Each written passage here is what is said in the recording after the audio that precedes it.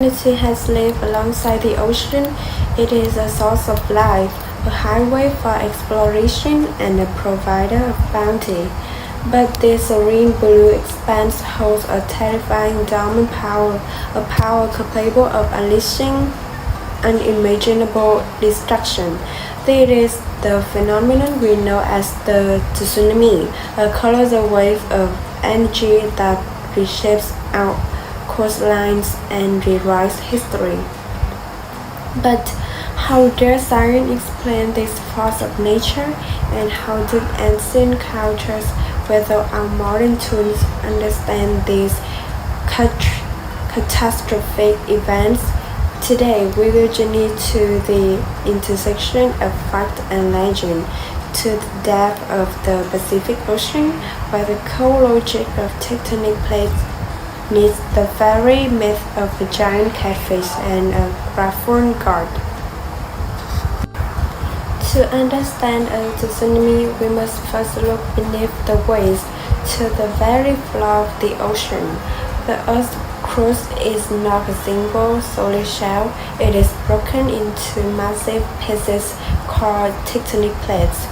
These plates are constantly, albeit slowly, moving. They slide past one another, they pull apart, and most importantly for our story, they collide. When one plate is forced beneath another in a process called subduction, immense pressure and stress build up over centuries. The rocks along the boundary lock together, storing energy like a car spring. Eventually, the stress becomes too great. The lock fracture and snap, releasing all that pent-up energy in a violent shudder. This is an underwater earthquake. The sea floor above the rupture suddenly deforms. It might lurch upward or drop downward by several meters. This dramatic displacement of a huge volume of water is the genesis of a tsunami. In the deep ocean, this wave is deceptively unremarkable. It can be less than a meter high, with a wavelength stretching hundreds of kilometers.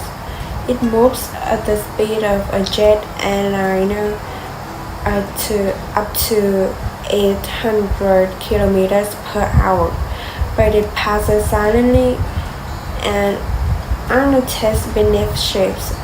There is not a single wave, but a series of waves, a chain of energy racing across the open sea. The true nature of the tsunami is revealed only as it approaches the coastline. The ocean becomes shallower. The bottom of the wave begins to drag on the seafloor, slowing it down, but the top of the wave is still moving at tremendous speed. This forces the entire mass of water to compress and pile up, growing dramatically in height. What was a barely noticeable swell in the deep ocean becomes a towering, powerful wall of water. Sometimes it crashes ashore as a breaking wave. Other times it manifests as a terrifying rapid and relentless tide that just keeps rising, flooding miles inland. The force of the water is immense, crushing buildings, sweeping away trees and vehicles, and reshaping the very land it touches. The aftermath is often a landscape of utter devastation. This is the tsunami we see and fear, a natural disaster of the highest order. Modern science, with its networking of seabed, sensor, and buoys, gives us precious minutes to warn and evacuate, a critical defense against this oceanic fury.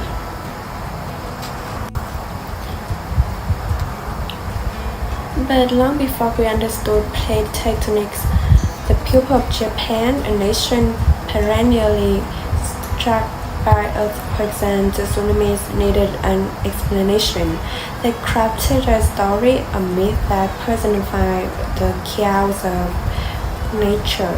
Their explanation lay not with shifting plates, but with a giant monstrous catfish named Namazu. According to legend, Namazu resides in the moon beneath the island of Japan.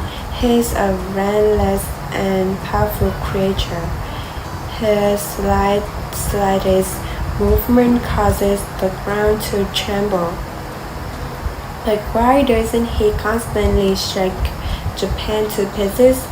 Because he is held in check by a powerful god, Kashima. Kashima uses milestone, the Kaname easy, to pin Namazu's head down, keeping him still and the land stable. The myth says that when Kashima is negligent, when he becomes distracted or leaves his post to attend meetings of the gods, his god slips. The pressure on the Kaname Ishi lessens. Seizing these opportunities, the giant catfish thrashes about in a furious struggle to free himself. This violent thrashing is what causes massive earthquakes on the surface. And the tsunami that was the result of Namazu's powerful tail. As the giant catfish flew and struggled, his enormous tail would slap the water and the surrounding mud, churning the sea and sending enormous waves crashing onto the land. The ocean wasn't just rising, it was the direct result of a divine punishment or a moment of cosmic negligence. This myth was more than just a story. It was a cultural coping mechanism. It gave a name and a face to an otherwise random and incomprehensible event. It wasn't just geology, it was the anger of a creature, the failure of God. Interestingly, Namazu was also sometimes seen as a necessary evil. His upheavals, while destructive, were believed to redistribute wealth and shake up the social order, a small consolation for the suffering endure. The parallel between the ancient myth and modern science are strikingly beautiful. The restless Namazu stirring in the mud is a poetic analog for the restless tectonic plates grinding against each other. The build-up of stress on the fault line is mirrored by the building pressure of Namazu against the Kaname Ishi stone. The sudden release of the earthquake is Namazu's thrashing, and the tsunami is the catastrophic result of that energy being transferred to the ocean. The myth, in its own word, correctly identified the epicenter of the disaster as being beneath the land and sea of Japan, a remarkable intuition centuries before the theory of plate tectonics were accepted. Today, we don't rely on Kashima to keep watch. We have seismographs and devotion assessment and reporting of tsunami systems. But the legend of Namazu endure. It is a powerful reminder of our answer need to explain the world around us, and a testament to the hope humans read that seeks to find meaning, even in the face of nature's most awesome and destructive power. From the furious thrashing of the mythical catfish to the calculated shape of continental slabs, our understanding of the tsunamis has evolved, yet both narratives speak to the same truth. We live on a dynamic and powerful planet. The ocean's serenity is profound, but its anger is equally deep.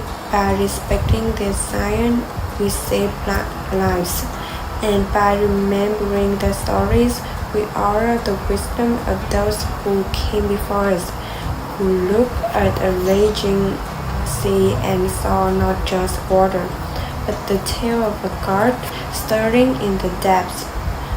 Thank you for watching.